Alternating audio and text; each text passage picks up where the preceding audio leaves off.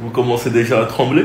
Les critères qui désigneront le Ballon d'Or 2025. Déjà, ce qu'il faut savoir, c'est que la cérémonie aura lieu le 22 septembre. Maintenant, je vous lis les critères. Les performances individuelles et le caractère décisif et impressionnant. Vous avez entendu? L'aspect collectif et les trophées remportés en deuxième. En troisième, la classe et le fair play. Le critère lié à l'ensemble de la carrière disparaît.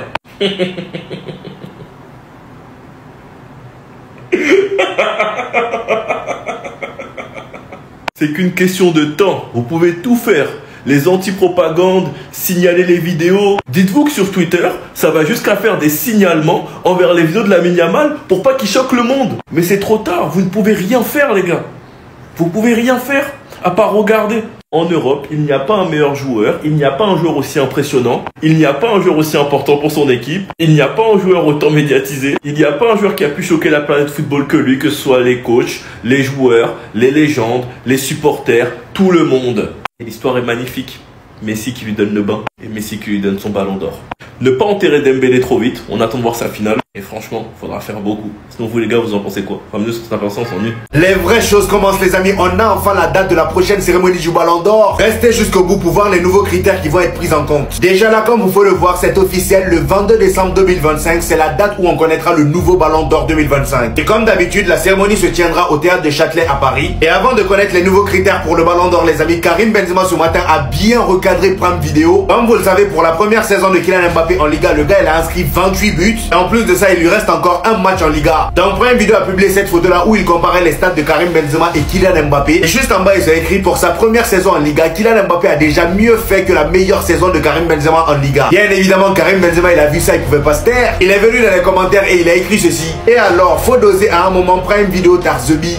Tarzebi, je sais pas si c'était obligé, mais en tout cas, il l'a bien placé. Et du côté du Real Madrid, l'équipe de Valence a décidé de porter plainte contre Netflix à cause de Vinicius. Ainsi le communiqué officiel, il est dit, le FC Valence se réserve le droit d'engager des poursuites judiciaires contre Netflix. Le documentaire sur Vinicius en est la cause. Le club estime que les images de la venue du Brésilien à Mestalla ne représentent pas la réalité et estime des modifications. Bref, en tout cas, je les souhaite bonne chance face à Netflix. Concernant le Ballon d'Or, les amis, d'après le média L'équipe, voici les critères qui désigneront le prochain Ballon d'Or 2025. De 1, les performances individuelles et le caractère décisif et impressionnant. Déjà pour ce premier critère-là, Lamine Yamal tape fort. L'aspect collectif et les trophées remportés. Encore une fois, Lamine Yamal tape fort avec le triplé national. Et pour terminer, la classe et le fair play du joueur. Il précise en plus de ça que le critère lié à l'ensemble de la carrière disparaît. Bien évidemment, Lionel Messi n'est pas là-dedans, c'est normal que ça disparaisse. Un critère très important disparaît pour le Ballon d'Or. Vous l'avez compris, il y a des raisons qui me poussent à venir vous parler de Kylian Mbappé directement. Tout en passant par le fait que la 69e cérémonie du Ballon d'Or aura officiellement lieu le 22 septembre 2025. Une règle qui pesait quand même beaucoup sur la balance vient officiellement de disparaître. Les critères qui étaient directement liés à l'ensemble de la carrière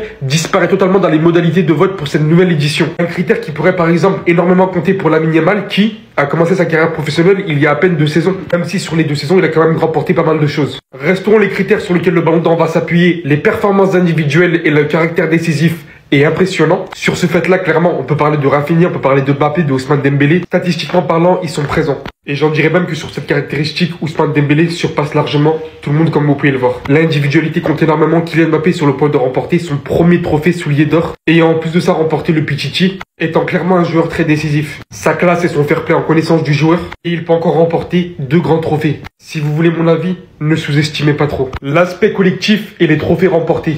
Sur ce fait-là, Yamal, Ousmane Dembélé bien évidemment. Et enfin pour finir, la classe et le fair play. Un critère que j'attribuerai encore une fois à Ousmane Dembélé, mais également à Kylian Mbappé. Et vous pouvez voir à quel point c'est très partagé considérant le fait qu'il reste encore une Coupe du Monde des clubs et la Ligue des Nations qui va suivre. Vous rappelant que ce sera encore les journalistes qui voteront, ça on peut rien y changer malheureusement. Ils voteront comme d'habitude selon leurs préférences. Les gars, écoutez-moi bien, les règles du Ballon d'Or ont changé. Ou enfin du moins il y a une règle qui a été supprimée et devinez laquelle. La cérémonie aura lieu le 22 septembre et les critères sont les performances individuelles et le caractère décisif et impressionnant. Bon bref. 2. L'aspect collectif et les trophées remportés. 3. La classe et le fair play. Le critère qui a disparu, c'est le critère lié à l'ensemble de la carrière, donc qui disparaît pour cette nouvelle édition. Logiquement, ils l'ont enlevé parce que sinon Messi elle a encore remporté un Ballon d'Or, forcément, il a tous les critères et en plus de ça, c'est lui qui a la meilleure carrière, donc logique. Mais bon, vu que vous aurez chouiné, vous aurez pleuré toute l'année, ils ont préféré l'enlever. Messi, voilà, il s'en fout, lui, un Ballon d'Or de plus ou de moins, il n'y a pas de problème. Mais du coup, les cartes sont redistribuées. Parce que maintenant, on a des vrais critères visuels sur lesquels on peut se baser. Pour moi, en termes de numéro 1, performance individuelle et le caractère décisif et important, pour moi, Lamine Yamal est le premier sur ça. Deuxième, je mettrai même Rafinha. Et ensuite, troisième, je mets Dembélé. En numéro 2, l'aspect collectif et les trophées remportés, je dirais quand même Dembélé, étant donné qu'il est allé plus loin, il sait qu'il la gagne ou pas, pour le moment, il est plus loin. Et la classe et le fair play, je pense que ça se vaut entre Dembélé et Rafinha. Parce que Yamal, c'est un peu... Bon, pour moi, c'est pas un manque de classe ni un manque de fair play, mais je sais qu'il y en a beaucoup qui vont dire oui, c'est un manque de fair play, etc. Ce qui fait Lamine Yamal, puisque en vrai, il charrie, mais il est jamais méchant, il est jamais insultant, il s'embrouille pas sur le terrain. Pour moi, je vois que du fair play en ce joueur et du divertissement. C'est dommage que le seul critère ne soit pas juste le meilleur joueur du monde. Point.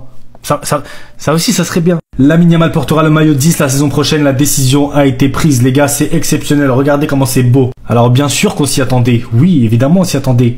Et je sais même qu'il y en a qui vont se dire, ouais, sérieux, numéro 10, ça va lui mettre la pression. Ça va faire comme avec Ansu Fati.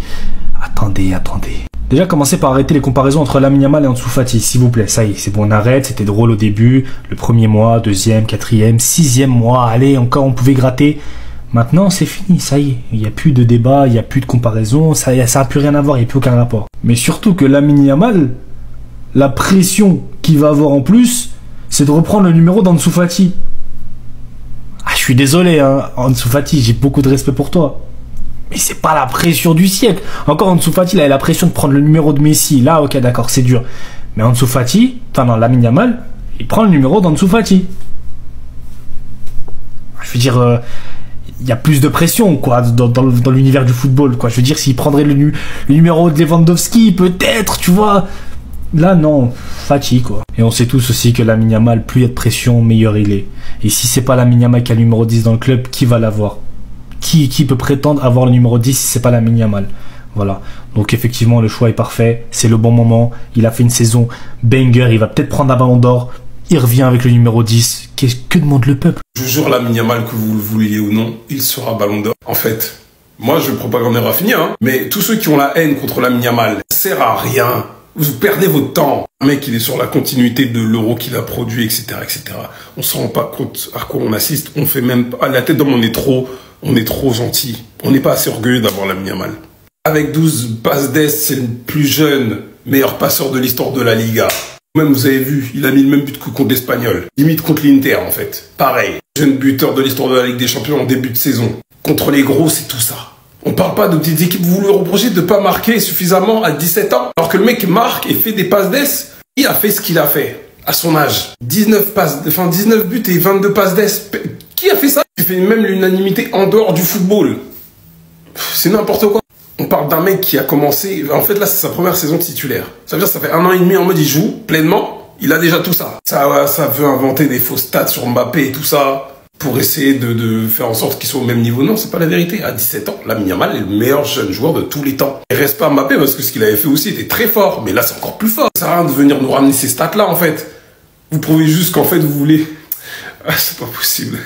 Buteur aussi en demi-finale contre l'Inter. Donc le plus jeune aussi a marqué en demi-finale. En plus, il aurait pu être une action d'anthologie. Il sort une stat, une feuille de match où il est parmi les joueurs qui ont le plus dribblé dans l'histoire de phase finale de Ligue des Champions. Avec 14. Il a tout tenté au retour, en fait. Donc, en fait, le presser, ça sert à rien. En fait, c'est comme ça que je vois certains Parisiens. Il est dans votre crâne. C'est une dinguerie, hein. Tu te qualifies, mais genre, c'est la mine tu mets. La puissance, l'influence. Elle est là. Donc likez ça encore, s'il vous plaît. Vous en faites pas. Non, à la portade de faire les bons choix sur ce qui peut être nocif. Parce que les Ligue des Champions, on va aller chercher dans les prochaines années là. Pardon.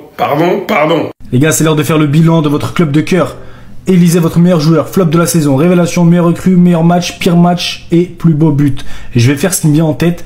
Peut-être que je vais regretter d'avoir dit tel joueur ou tel joueur, c'est pas grave. N'hésitez pas à répondre dans les commentaires aussi. Le meilleur joueur pour cette saison, pour moi, c'est Lamine Yamal. Bien sûr, mon club, c'est le Barça, donc c'est Lamine Yamal. Le flop de la saison, je vais dire Araujo.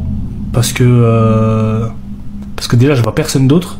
Et parce qu'on voulait lui laisser une deuxième chance. Et il a réussi à bref. Révélation de l'année. On va pas mettre Lamine Yamal parce qu'on savait l'année dernière. Révélation de l'année. Et je vais pas mettre Bernal pareil parce qu'il a joué 3 matchs même pas en début de saison, c'était pendant la pré-saison, etc. Et j'hésite entre 2 joueurs. Le premier, ça serait Casado. Casado, exceptionnel. Il n'y a rien à dire. Vraiment, il est trop fort. Et il s'est blessé malheureusement. Et le deuxième, c'est Rafinha. Puisque, bon, Rafinha, il était déjà là.